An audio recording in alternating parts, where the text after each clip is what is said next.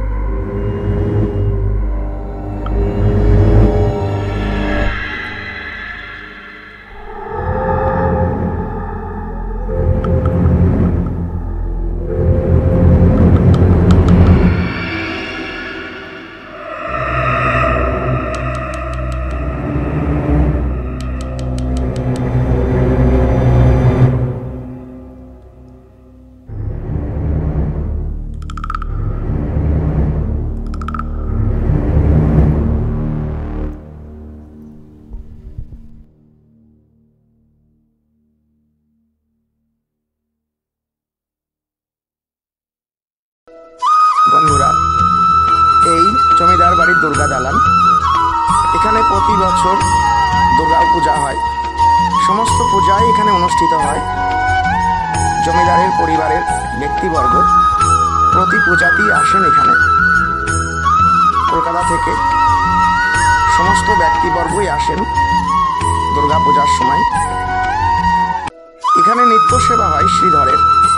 ভগবান শ্রীধর এই জমিদার বাড়ির গৃহদেবতা। এই গৃহদেবতা এই দালানি পূজা পান। একটু পরে দর্শন করাবো বন্ধুরা সেই শ্রীধর ভগবানের। এই ভগবান খুবই জাগ্রত দেবতা।